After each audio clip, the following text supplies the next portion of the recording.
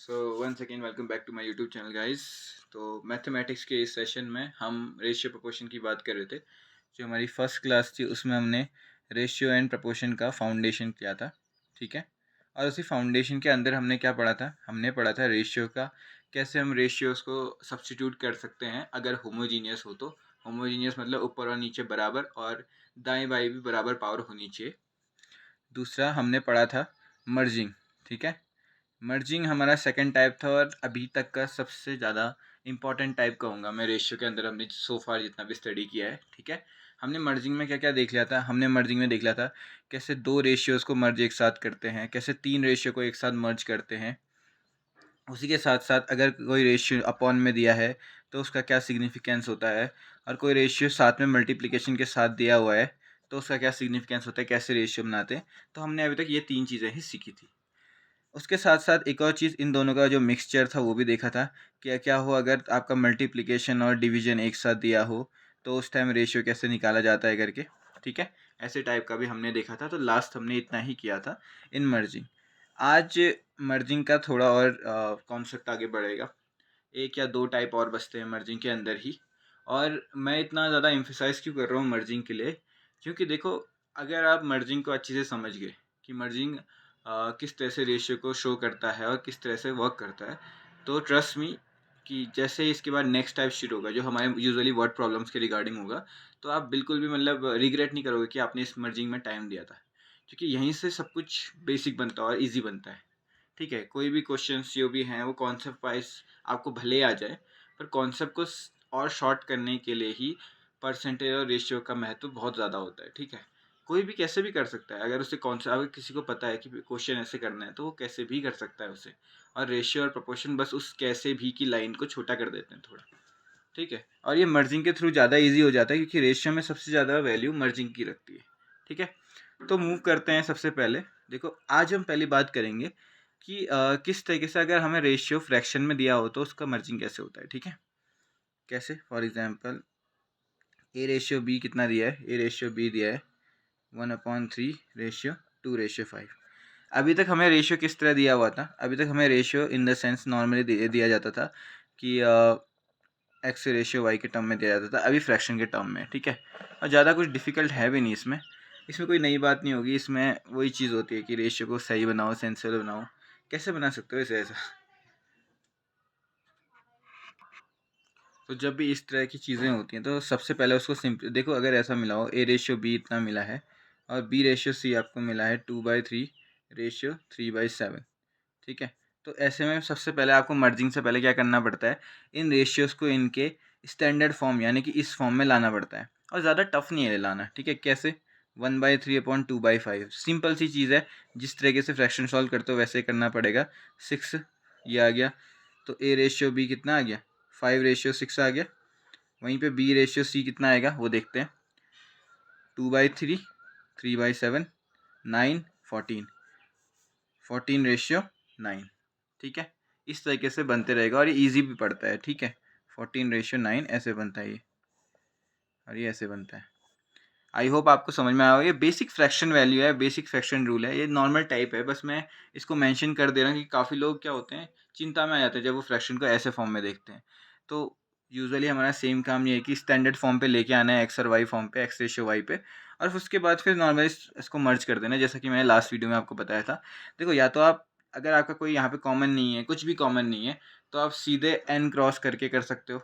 5 को 14 से मल्टीप्लाई, 14 को 6 से मल्टीप्लाई, 6 को 9 से मल्टीप्लाई, आपका रेशियो आ जाएगा तीनों टर्म में।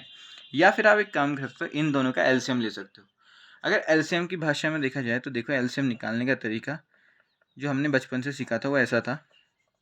ये दोनों कॉमनली किस मल्टीपल के साथ जा रहे हैं, ये जा रहे हैं 2 के साथ। सबसे पहले 2 ही आ गया, तो ये आ गया 3 और 7 आ गया। अब यहाँ से और कुछ कॉमन नहीं है तो 21 इंटू 2 42 आ गया। तो 42 आ गया, दोनों के उसमें 42 आता ही आता है। अब 6 के उसमें 43, 6 वाले में क्या करना होता है, इंटू 7 करना पड़ता है, और 14 के लिए इंटू 3 करना पड़ता है।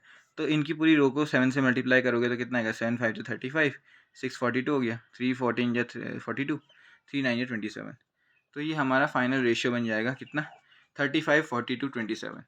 रेशियो अगर आपको ऐसे लिखने का मन नहीं करता तो आप सिंपली भी ऐसा सोच सकते हो। देखो 16 और 14 है, दोनों में कॉमन कॉमन क्या क्या है, जितना कॉमन ले सकते हो ले लो। 16 और 14 में बस 2 ही कॉमन है, बाकी कितना बचता है 3 और 7 बचता है, इन दोनों को मल्टीप्लाई करके उस कॉमन से मल्टीप्लाई कर देना। ठीक है, वही चीज़ एलसीएम में भी हम करते हैं। Got it.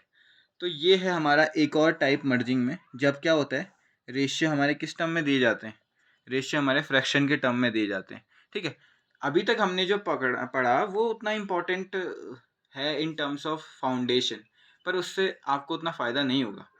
उससे आपको समझने में थोड़ी आसानी होगी किस तरह से हमें दो रेशियो मर्ज करने हैं, ये सो वो सो। बट अब जो ये लास्ट टाइप है मर्जिंग का, ये बहुत इंपॉर्टेंट है और इसको बहुत ध्यान से सुनना। ठीक है, तो इस मर्जिंग में होता क्या है, ऐसा होगा कि आपको एक रेशियो दिया होगा। फॉर एग्जांपल ये मान लेते हैं एक रेशियो है, दूसरा रेशियो आपको ये दिया है। अब आपको यहाँ पे क्या निकालना है, A ratio B ratio C निकालना है। ठीक है, अगर किसी कॉमन वे में आप देखना चाहो तो A plus B upon C का रेशियो 7/2 है, B plus C upon A का रेशियो 5/1 है। ऐसे में हमको A ratio B ratio C निकालना है। ठीक है, अब काफ़ी लोग सोचेंगे ठीक है यार ये एक टाइप तो है, पर आपने इसको इम्पोर्टेंट भी कहा है। ये इम्पोर्टेंट किस सेंस में है इसको भी मैं बताना चाहूँगा। ठीक है, कई बार ऐसा होता है कि आपको वर्क इन टाइम में होता है कि दो लोगों का जो वर्क का होता है time with respect to the third person, वो रेशियो में ही दिया जाता है। सेम मान लो कि ए और बी ने एक साथ 7 दिन में काम पूरा किया, और मतलब ए और बी ने जितने दिन में काम पूरा किया और सी ने जितने दिन में काम पूरा किया, उनका रेशियो 7/2 है। वैसे ही बी प्लस सी ने इतने दिन में काम किया और ए ने इतने दिन में, उनका रेशियो 5/1 है। तो ए बी सी का कितना टोटल काम लगाया, ये सब चीज़ें निकालो कहता है, या फिर कितना उन्होंने टाइम लिया या कितना उनकी कैपेसिटी है, ये सब चीज़ें। ठीक है, तो इन चीज़ों को निकालने के लिए रेशियो का ही कहीं ना कहीं यूज़ होता है और बहुत इंपॉर्टेंट यूज़ होता है, और उसमें ये टाइप बहुत ही हाई क्लास है। ठीक है, हालांकि ये केवल उन्हीं क्वेश्चंस में दिखेगा आपको जो बहुत टाइम टेकिंग होते हैं। आपको जैसे बैंकिंग के स्टार्टिंग में जो प्री होता है उसमें नहीं दिखेगा, ये आपको मेंस लेवल में पक्का दिखेगा ऐसे टाइप के क्वेश्चन का। इसका इम्प्लीमेंटेशन पक्का दिखेगा, एसएससी में तो आपको दिखेगा ही दिखेगा, क्योंकि एसएससी ज़्यादा टाइम टेकिंग मैथ्स देती है कुछ जगहों पे, और वो कुछ जगह खासकर वर्क एंड टाइम भी होता है। ठीक है, तो अभी पहले फ़िलहाल देखते हैं कि इसका तरीका क्या है। ठीक है, समझने का। तो देखो, जब भी आपके पास ऐसे कुछ गिवन होता है रेशियो में, फ्रैक्शन में, और आपको उन्हीं तीनों टर्म के रेशियो निकालना है जो टर्म यहाँ पे दिए हैं। फर्स्ट कंडीशन क्या है, तीनों टर्म होने चाहिए, तीनों टर्म होने चाहिए। ऐसा नहीं कि ए सी यहाँ दिया है और यहाँ पे ए प्लस बी प्लस सी नीचे दिया है, तीनों टर्म। ठीक है, तीनों टर्म देने चाहिए। ए बी और सी कितने हैं, 3 टर्म है, 3 टर्म है। तो यहाँ पे ए प्लस बी प्लस सी टोटल सम कितना आ रहा है इसका चेक कर लेते हैं। ऐसे ही ए प्लस बी 7 है और सी 2 है, तो 9 आ रहा है। ऐसे ही जेन्यूनली या कैजुअली कहते हैं, जो आज के बहुत वर्ड चल रहा है, कैजुअली क्या करना है, इन सब का एडिशन कर देना है। बी प्लस सी तो दे ही रखा है, ए को भी ऐड कर दो, कितना हो जाएगा 6। तो अगर देखा जाए तो दोनों वैल्यूज़ कितनी है, एक वैल्यू 9 है और एक वैल्यू 6 है, तीनों का एडिशन करके। अब मुझे एक बात बताओ, अगर ये तीनों का एडिशन किया है मैंने दोनों में, तो वैल्यू तो सेम आनी चाहिए ना। यानी कि इन द सेंस हमने इसमें भी ए प्लस बी प्लस सी निकाला, वो 9 आ रहा है, इसमें ए प्लस बी प्लस सी निकाला तो ये 6 आ रहा है। ऐसा कैसे हो सकता है? तो कहीं ना कहीं कुछ ना कुछ तो ऐसा करना पड़ेगा मुझे कि ये दोनों वैल्यूज़ क्या हो जाएं, सेम हो जाए। और वो किस में होती है, मैंने आपको बताया था, ऐसी एक ही जगह हो सकती है जहाँ ये सेम हो सकती है, वो है एलसीएम। अगर किन्हीं दो का सेम वैल्यू लानी है या फिर किसी की इंडिविजुअलिटी निकालनी है, तो उन दोनों केस में क्या आता है, एलसीएम यूज़ आता है। लास्ट वीडियो में आपको मैंने बताया भी होगा। ठीक है, तो आप उस वीडियो को जाके देख सकते हैं, लिंक डिस्क्रिप्शन में मिलेगा आपको, साथ ही साथ वीडियो के एंड में भी मिलेगा, और ऊपर जो आई बटन है वहाँ पे भी आपको मिलेगा ये। ठीक है, बट एट फर्स्ट मैं कहना चाहूँगा कि बैक टू द टॉपिक, कि हमने तीनों का सम किया, तीनों का सम किया सेम आना चाहिए। तो सबसे पहले 9 और 6 का एलसीएम निकालते हैं। अभी मौका मिला है तो जल्दी से कर लेते हैं। दोनों में मैक्सिमम कॉमन 3 है, ये 3 हो जाएगा और ये 2 हो जाएगा। 3 2 जा 6, 6 3 जा 18। ठीक है, वैसे भी कॉमन है, 6 की टेबल में 18 आता है और 9 की टेबल में भी 18 आता है। सबसे ज़्यादा कॉमन दोनों के उसमें 18 ही है। ठीक है, तो अब मुझे इस वाले टर्म को 18 बनाने के लिए इंटू 2 करना पड़ेगा, और इसको करने के लिए इंटू 3 करना पड़ेगा। पर देखा जाए तो ये कहाँ से ओरिजिनेट हुआ है, ये यहाँ से और ये यहाँ से। तो इस पूरे रेशियो को 2 से मल्टीप्लाई कर दो और डिवाइड कर दो, इसको पूरा 3 से मल्टीप्लाई और 3 से डिवाइड कर दो। ठीक है, यानी कि 7/2 को 2 से मल्टीप्लाई, 5/1 को 3 से मल्टीप्लाई, कितना आएगा 14/4, 15/3। अब यहाँ पे a प्लस बी अपॉन सी था और यहाँ पे b प्लस सी अपॉन ए था। आई होप थोड़ी राइटिंग मैसी ना हो और आप समझ जाओ। ठीक है, अब इनका टोटल सम कितना आ रहा है, अब 18 18 आ रहा है। ठीक है, अब दोनों में इक्वल है ना, दोनों में 18 आ गया, तो यहाँ से मुझे एक बात बताओ, सी की वैल्यू 4 आई, ये नीचे ए है, ए की वैल्यू 3 आई, ठीक है, और इन्हीं में से किसी एक को लिख लेते हैं, ए प्लस बी की वैल्यू 14 आई, ठीक है। तो ए की वैल्यू तो मैं जानता हूँ 3 है, तो बी की वैल्यू कितनी आ जाएगी 14 माइनस 3 यानी कि 11। तो मैं कह सकता हूँ ए की वैल्यू 3, बी की वैल्यू 11, सी की वैल्यू 4। रेशियो में सीधे रख दो, रेशियो में सीधे रख दोगे तो क्या आ जाएगा वो, A ratio B ratio C, A की वैल्यू 3, बी की वैल्यू 11 और सी की वैल्यू 4, ठीक है। यही आया था हमारा आंसर, ए की वैल्यू 3, बी की वैल्यू 11, सी की वैल्यू 4। तो यही चीज़ है जो मैंने आपको बताया। क्या किया एक बार फिर से समझते हैं उस चीज़ को। जब भी हमें ऐसा कोई टर्म मिलता है, जैसे ए प्लस बी अपॉन सी है, ए प्लस सॉरी ऐसा ही कर लो, ए प्लस सी अपॉन बी कर लो फॉर एग्जांपल, ठीक है। ऐसे दो टर्म की वैल्यू दी होती है तो सबसे पहले हम इनका addition, total numerator plus denominator करते हैं और एडिशन निकालते हैं। उससे पहले ये चेक करते हैं कि तीनों में सेम टर्म है कि नहीं। फिर उसके बाद जो हमारा वैल्यू आएगी एक्स और वाई में, इनका एलसीएम निकालते हैं और इसी एलसीएम को बनाने के लिए सेम वैल्यू को मल्टीप्लाई कर देते हैं दोनों साइड, न्यूमरेटर डिनोमिनेटर में, ठीक है।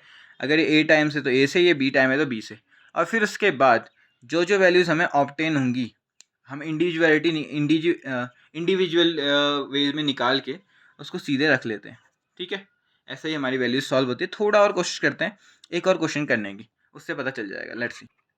अब जैसे हमारा ये वाला क्वेश्चन पड़ता है, ठीक है। इस क्वेश्चन में क्या है, A plus B plus C upon D 13/2 दिया हुआ है, B plus C plus D upon A 4/1 दिया हुआ है, C plus D plus A upon B 5/1 दिया हुआ है, और मुझे रेशियो निकालना है A ratio B ratio C ratio D, ठीक है। तो तरीका हमारा वही होगा, सबसे पहले हम सबको ऐड करेंगे। सबको ऐड करने का मतलब है इसकी वैल्यू कितनी आ रही है 15 आ रही है, इसकी वैल्यू कितनी आ रही है 5 आ रही है, और इसकी वैल्यू कितनी आ रही है 6 आ रही है। तो अब ने हमने तीनों का एडिशन निकाला, पर देखा जाए तो यार सब में A B C D A B C D A B C D है ना, सब में है। तो इसका मतलब एक ही चीज़ है कि यार सबका सम एक जैसा तो आना चाहिए ना, according to our way of doing question, ठीक है। तो आना चाहिए, कैसे लाएंगे, L C M is the only way. तो 15, 6 और 5 ऐसे कोई वैल्यू ढूंढते हैं जो तीनों की टेबल में आता हो और सबसे छोटी वैल्यू होती हो। एलसीएम जल्दी ऐसे निकाला जा सकता है। तो 15 सबसे बड़े नंबर को लो और चेक करो कि उसकी टेबल में आ रहा है कि नहीं आ रहा है। तो 15 2 जा 30 होता है। देखो सबसे पहले 15 को देखते हैं, 5 की टेबल में आ जाता है, बस 6 की टेबल में नहीं आता, तो 15 कैंसिल हो गया। अगला 30 आता है, 6 की टेबल में भी आता है, 5 की टेबल में भी आता है। कितना आता है वो देखते हैं। 15 टेबल में इंटू 2, 6 की टेबल में इंटू 5 और 5 की टेबल में इंटू 6। तो जिसकी टेबल में जो आता है उतना बनाने के लिए मल्टीप्लाई कर दो, उतना बनाने के लिए क्या कर दो, मल्टीप्लाई कर दो, ठीक। तो कितना है यहाँ से, पहला वाला जो रेशियो है उसको सीधे लिख देते हैं। पहला वाला जो रेशियो है वो है 26/4, इसको मैं गोला कर देता हूँ हाईलाइट करने के लिए। दूसरा आया 24/6, इसको भी हाईलाइट कर देते हैं। अगला 25/5, ठीक है। हमारे यहाँ से तीनों रेशियोज़ की वैल्यू सेम हो गई, कितनी 30 30 30 हो गई, नहीं हो गई, हो गई। अब हमारा काम क्या है, हमारा काम है ए बी सी डी की वैल्यू इंडिविजुअली निकालना, ठीक है। डी 4 आ गया, ऐसे लिखते हैं A ratio B ratio C ratio D. तो डी 4 आ गया, ठीक चल रहा है। बी 5 आ गया, बी 5 आ गया, ठीक है, ये भी सही है। ए हमारा 6 आ गया, ए भी हमारा 6 आ गया, ओके। अब इन्हीं में से कोई ऊपर टर्म से सी सॉल्व करना पड़ेगा हमें। चलो इसको लेते हैं। C plus D plus A equals to कितना है 25 है। ए और डी की वैल्यू कितनी है 10 है। ए और डी की वैल्यू ऐड करके सीधे 10 आएगी। 6 प्लस 4 यानी कि 6 प्लस 10 लिखना पड़ रहा है 25, 6 सॉरी सी है वो, तो ये कितना आ गया 15 आ गया। सी 15 आ गया तो सीधे पुट कर दो, और यही हमारा आउटकम है इस पूरे क्वेश्चन का। हमें रेशियो निकालना था और हमारा ratio A ratio B ratio C ratio D कैसे आ गया 6:5:15:4। इस तरीके से हमने मर्जिंग के क्वेश्चन किए हैं, और ये मर्जिंग का सबसे लास्ट टाइप था, और ये टाइप बहुत इंपॉर्टेंट है। वंस अगेन अगर आपको समझ में नहीं आ रहा है तो मैं समझा देता हूँ। कभी भी आपको ऐसा हो कि 3 वैल्यू या 2 वैल्यू का सम मिला हो, या फिर मान लो ऐसा है कि एक रियल लाइफ एग्जांपल सोच के बताता हूँ, ठीक है। मान लो कि एक पर्सन है, उसकी जो अमाउंट ऑफ मनी है ना वो 3 अलग अलग जगह पे खर्च हो रहा है, ठीक है। 3 अलग अलग जगह पे खर्च हो रहा है। जैसे सेविंग्स है, सेविंग्स एक है, उसका वो मनी सेविंग्स में जा रहा है। दूसरा उसका कहीं बैंक के लोन में जा रहा है, और तीसरा उसके घर के खर्चे में जा रहा है, कंजप्शन में, ठीक है। ABC के टर्म में मान लो उसको, ठीक है, एक बार हमें दोनों खर्चों का और साथ में सेविंग का रेशियो दे रखा है, दूसरी बार में हमको सेविंग और एक एक्सपेंडिचर अपॉन लोन का दे रखा है रेशियो, और हमसे कह रखा है कि ये तीनों का रेशियो निकाल के दिखाओ, या फिर तीनों का रेशियो निकालने के साथ साथ हमें उनकी वैल्यू भी निकालनी पड़ सकती है एज पर क्वेश्चन। तो ये इस टाइप में बहुत यूजफुल होता है। कहाँ पूरी क्वेश्चंस को सॉल्व करने में लगे रहोगे, कहाँ इंडिविजुअली डी की वैल्यू, ए की वैल्यू, बी की वैल्यू अलग अलग करके निकालोगे। सबसे पहले उसको मर्ज करके रेशियो में सॉल्व करना, फिर उसके बाद उसमें कुछ ना कुछ टोटल वैल्यू दी होगी उससे कंपेयर करके निकालना। यहीं पे रेशियो आपको ईजी बनाता है हर चीज़ को। ठीक है, इस चीज़ को समझना। तो मर्जिंग का हमारा पूरा इतना था। रेशियो का जो ये सेकंड फाउंडेशन क्लास थी ये यहीं पे ख़त्म होती है। हमने रेशियो का पूरा फाउंडेशन कंप्लीट कर दिया, जिसमें दो ही टाइप आते थे। पहला टाइप था रेशियो का सब्स्टिट्यूशन और दूसरा था मर्जिंग। और ये मर्जिंग भी बहुत इंपॉर्टेंट क्योंकि दोनों क्लासेस में मेनली मर्जिंग को ही डिस्कस किया गया था। ठीक है, जो हमारी नेक्स्ट वीडियोज़ होंगी उस वीडियोज़ से हम करेंगे जितने भी क्वेश्चन हैं type wise of the ratio and proportion. ठीक है, मेनली इसमें जो पार्ट रहता है वो रेशियो का रहता है, प्रपोर्शन से तो केवल दो ही टाइप के क्वेश्चन बनते हैं, उन पे भी हम डिस्कस करेंगे आफ्टर एंडिंग रेशियो। ठीक है, so thank you everyone for watching my videos and do like and share the video and subscribe my YouTube channel. मैं देख रहा हूँ कि काफ़ी लोगों को मेरी वीडियो पसंद तो आ रही है but they are not liking it. Please do click the like button and subscribe button. वो थोड़ा बहुत मोटिवेट कर देता है एक इंसान को। और जस्ट लाइक कैरिमिनाटी एम करते हैं फिलहाल, व्यूज़ के अकॉर्डिंग एम करते हैं। चलो 50 व्यूज़ तक का एम तो करते ही करते हैं। ठीक है, लाइक्स का बाद में करूँगा, पहले व्यूज़ का इतना एम करते हैं। तो share it with your friends more and more, उससे मुझे भी मोटिवेशन मिलती है। And thank you everyone guys.